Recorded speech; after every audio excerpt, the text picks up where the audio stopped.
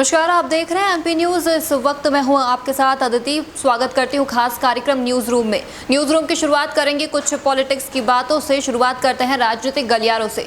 आज की बात करते हैं। आज है 19 जून, जहां आज राज्यसभा चुनावों को लेकर वोटिंग हो चुकी है और ये तस्वीर काफी हद तक, या ये कहें कि पूरी तरह से साफ हो चुकी है कि भाजपा के खेमे में 2 सीट है, तो वहीं कांग्रेस के पाले में 1 सीट पक्की हो चुकी है। तो वहीं अगर हम कांग्रेस के आला कमान यानी कि कमलनाथ की बात करें, तो कांग्रेस के आला कमान कमलनाथ को यह डर सता रहा था कि कहीं क्रॉस वोटिंग ना हो। इस वजह से उन्होंने 54 विधायक, जिन्हें पहली वरीयता यानी दिग्विजय सिंह के लिए वोटिंग करनी थी, उन्हें मतदाता केंद्र भेजा और बचे हुए 38 विधायक कमलनाथ के बंगले यानी कि आला कमान के बंगले पर बैठक करते हुए नजर आए। इसके अलावा जब 54 विधायक वोटिंग करके वापस लौटे, तो वहीं बचे हुए 38 विधायक दूसरी वरीयता यानी कि फूल सिंह बरैया को वोटिंग करने मतदाता केंद्र पहुंचे। इस लिहाज से ये तो साफ हो गया कि कांग्रेस की तरफ से राज्यसभा दिग्विजय सिंह जा रहे हैं। तो वहीं अगर हम भाजपा की बात करें, तो भाजपा की तरफ से 2 सीटें पक्की हो चुकी हैं और दोनों सीटों पर, एक पर ज्योतिरादित्य सिंधिया और एक पर प्रोफेसर सुमेर सिंह सोलंकी ने अपनी पैठ जमा ली है। आगे हम बात करेंगे प्रदेश के अन्नदाता यानी कि किसान की। किसानों को लेकर प्रदेश सरकार ने इस चीज का तो दावा कर दिया और ये भी बता दिया कि प्रदेश में इस बार रिकॉर्ड खरीदी हुई है और प्रदेश ने पंजाब को भी पीछे पछाड़ दिया है। लगभग 1.29 करोड़ मीट्रिक टन गेहूं की खरीदी की गई है, लेकिन इसका भुगतान नहीं किया गया। लगभग प्रदेश के 70,000 किसानों से गेहूं खरीदी की गई, लेकिन 65,000 किसानों को ही भुगतान किया गया। बचे हुए 5,000 किसान आज भी सहकारी समिति के चक्कर लगा रहे हैं, लेकिन उनके खातों में अब तक राशि नहीं पहुंची है। तो वहीं अगर हमने जब मार्कफेड के प्रबंधक महेश त्रिवेदी से बात की, तो उन्होंने कहा कि गेहूं खरीदी की जिम्मेदारी हमारी थी, तो वहीं भुगतान की जिम्मेदारी बैंकों की है।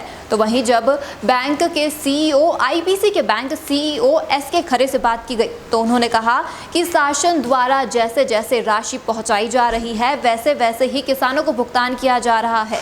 क्योंकि इस बार काफ़ी बड़े पैमाने पर और काफ़ी बड़ी मात्रा में गेहूं की खरीदी हुई है, इसलिए थोड़ी देर ज़रूर लग रही है, लेकिन लगभग 8-10 दिनों में इस गेहूं खरीदी का भुगतान किसानों को कर दिया जाएगा।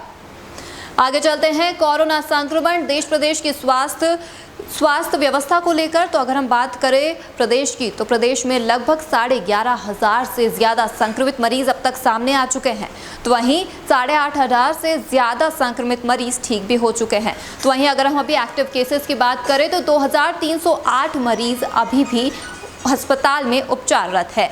अब वहीं अगर हम प्रदेश के इंदौर जिले की बात करते हैं, तो इंदौर में 4,500 से ज़्यादा संक्रमित मरीज हो चुके हैं, जिनमें अगर हम कल गुरुवार की बात करें, तो लगभग 2,339 सैंपल्स टेस्ट के लिए गए थे, जिनमें से 2,341 सैंपल्स नेगेटिव मिले, तो वहीं 55 सैंपल पॉजिटिव निकले हैं। तो वहीं अगर हम मौत के आंकड़ों की बात करें, तो प्रदेश में मौत का आंकड़ा 482 पहुंच गया है और इंदौर जिले में मौत का आंकड़ा 189 हो गया है, जिसमें कल की 4 मौतें भी शामिल है। आगे हम चलेंगे हमारे सरहद पर, जहां पर चीनियों द्वारा हमारे सैनिकों पर हमला किया गया। इन चीनियों में हमारे 20 सैनिक, इस हमले में हमारे 20 सैनिक वीरगति को प्राप्त हुए। इनमें से एक सैनिक प्रदेश के रीवा जिले का भी है, अमर दीपक, जिन्हें शिवराज सिंह ने सच्ची श्रद्धांजलि अर्पित करते हुए एक प्लॉट या एक पक्का मकान उसके परिवार को देने की 1 करोड़ की सम्मान निधि और एक परिवार के सदस्य को सरकारी नौकरी देने का ऐलान किया और अपनी सच्ची श्रद्धांजलि अर्पित की। इसके अलावा अब जाते जाते बात करेंगे हम उन्हीं चीनियों की, जिन्होंने साजिशन हमारे सैनिकों पर हमला कर दिया और हमारे 20 सैनिक वीरगति को प्राप्त हो गए।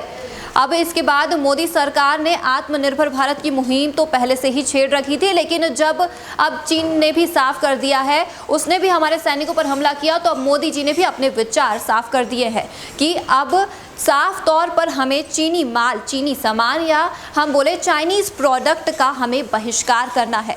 तो वहीं अगर हम इस चीनी माल या चाइनीज़ प्रोडक्ट की प्रदेश में बात करें, तो अगर इंदौर मना कर देता है या इंदौर बहिष्कार करता है इन चीनी सामानों का, तो प्रदेश में ये पूरी तरह से बैन हो जाएगा। यानी कि इतने साल, कुछ पिछले सालों की बात करें, जिस हिसाब से चीनी माल ने, चाइनीज़ प्रोडक्ट ने हमारे किचन से लेकर कारखाने तक अपनी पैठ बना ली थी, जिसके बिना हमारा जीवन संभव नहीं हो पा रहा था, या यूँ कहें कि हमारी रोज़मर्रा की ज़िंदगी में वो काफ़ी ज़रूरी हो गए थे। अगर इंदौर मना कर देता है, इंदौर के ट्रक ट्रांसपोर्टेशन एसोसिएशन ने ये फैसला लिया है कि वो चीनी मालों का परिवहन नहीं करेंगे और अगर इनके ये अपने निर्णय पर अडिग रहते हैं तो कहीं ना कहीं ये पूरे प्रदेश से कुछ ही माह में पूरे चाइनीज प्रोडक्ट गायब हो जाएंगे। धन्यवाद। एमपी की नब्ज, एमपी का हाल, मध्य प्रदेश की हर खबर एमपी न्यूज टीवी के साथ। लगातार खबरों के लिए सब्सक्राइब करें हमारा YouTube channel MP news TV. Latest updates के लिए बेल आइकन दबाना जरा भी न भूलें।